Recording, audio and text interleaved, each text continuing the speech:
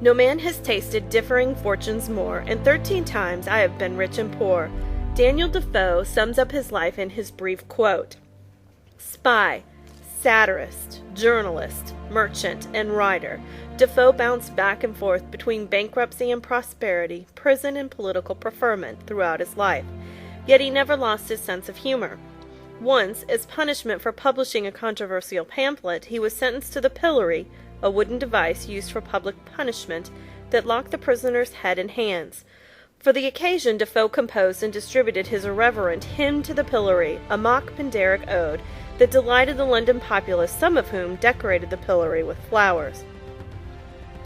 As the son of a Protestant dissenter, a person who defied the Church of England, Defoe attended the Reverend Charles Morton's Academy for Dissenters at Newington Green in hopes of becoming a Presbyterian minister.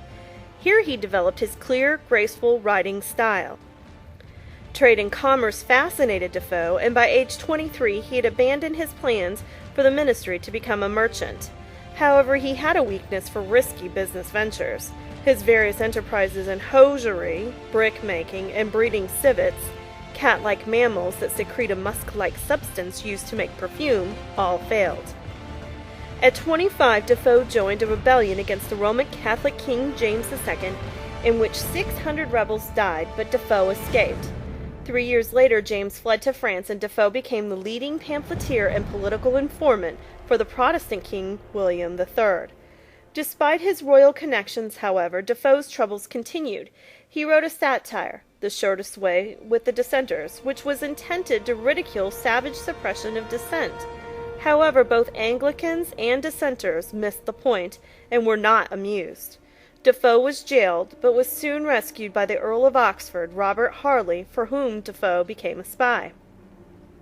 In his lifetime, Defoe published 2 newspapers, wrote fictional narratives, and penned more than 500 pamphlets and books, including the popular novel Robinson Crusoe.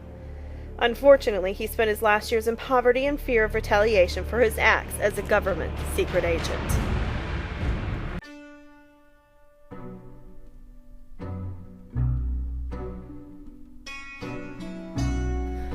The plague epidemic first appeared in Europe in 1347, and by 1351 it had killed 24 million people, 1/4 of Europe's population. It became known as the Black Death because of the way victims appeared in the final stages of their illness. As the victims' respiratory systems failed, their bodies turned dark purple and developed soft black swellings. Before the 20th century, the cause of infectious diseases were unknown, encouraging supernatural explanations. The plague still exists, and small outbreaks have occurred as recently as 1994. Fortunately, scientists now know that the plague is caused by a type of bacteria spread by fleas on rats. Scientists have developed vaccines and antibiotics to combat any future outbreaks.